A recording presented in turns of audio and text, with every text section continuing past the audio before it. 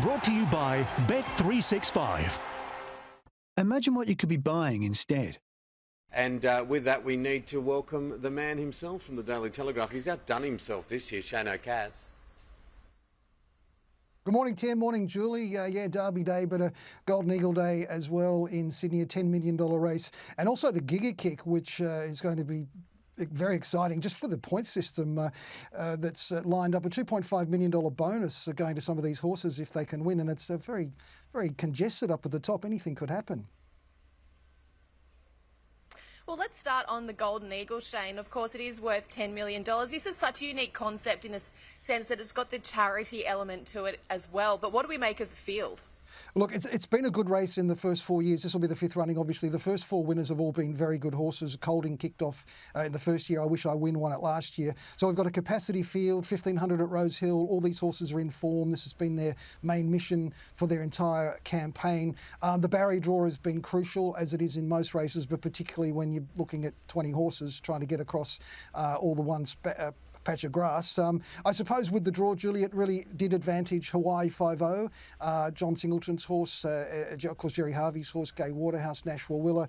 He ran in the Everest. He ran a very good race in the Everest. He was beaten, but finishing off really well. Gave the impression that 1,500 would suit, but he does have to prove himself at 1,500. He hasn't been that far before. And then you turn to a horse like Kovalika, who's probably his main danger. He's a horse that probably if this was 1,800, he'd be odds on and you'd take that all day. But stepping back from the 1,600 twice to 1,500, is he going to run out of time? How much ground is he going to have to make up on horses like Hawaii 5-0? But without a doubt, Kovalika has been the eye catcher in both the Epsom and the inaugural King Charles. So in some ways, he's stepping back in class today.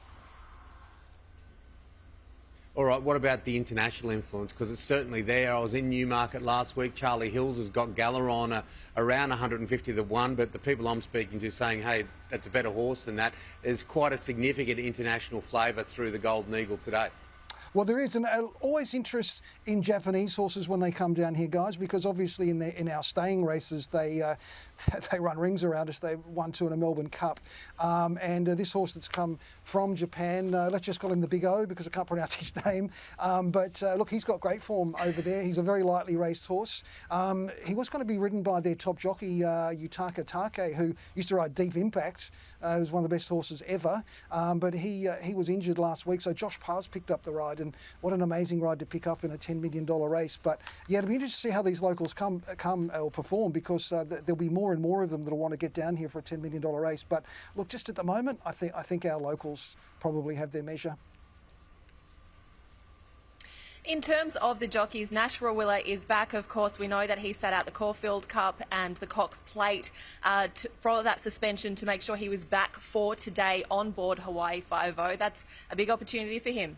Yeah, absolutely. I don't think, in hindsight, Nash really missed anything by missing those two rides, because they didn't go especially well. And I'm sure he wanted to be back, obviously, as you say, for Hawaii 5-0, but also for Private Eye, because I touched on there the point series before. It's very close. We've got, think about it, on 10, Bella Nipotina 8, Private Eye is on 8, so it's 10, 9, 8, double points today. It could really go any way. So, and that's on top of what, think about it, could just pick up for the purse, 1.725. So these two horses, they're stablemates, they've won $20 million combined, and they only cost 130 as yearlings. So happy days for a lot of owners.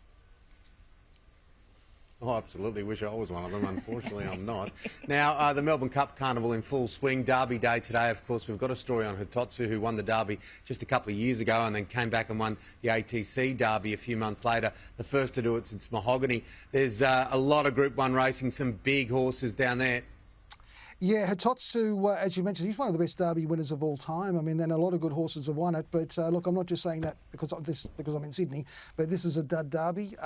There's not many horses in this race that you would think are going to go on and win good races after this. So it's a very disappointing field this year.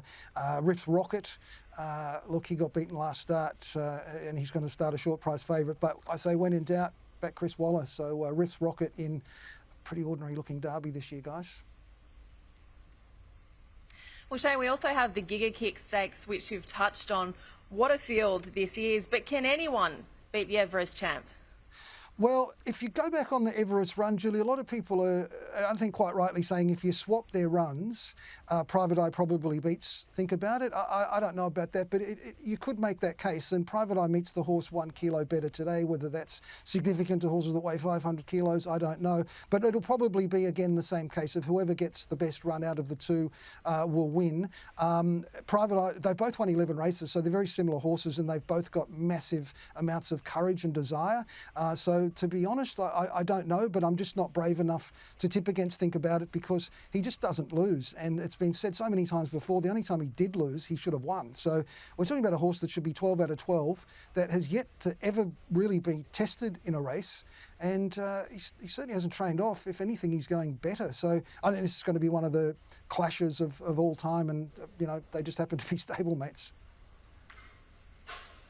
Yeah, I think Joe Pride's going to be happy, obviously, either way. He'd like to quinella the race. I do actually have a sneaking feeling that Private Eye might get the chocolates. But, look, you've had mixed form yourself with your tipping. You've done very bad, and you've done very well.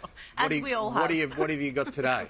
Yeah, look, you have to have a tip in the Golden Rose. It's a fabulous race. I thought Ruthless Dame was an absolute certainty when I saw the fields. The Golden Eagle. I thought it was a certainty when I saw the fields come out on Tuesday, and then it drew a barrier 20. So I pulled back on the certainty. I still think it'll win. Sam Clipperton's riding it, the Everest winning jockey. It's going to need a magnificent ride, but I think Sam's up to the job.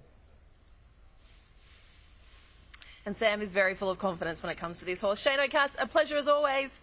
Thank you, Julie.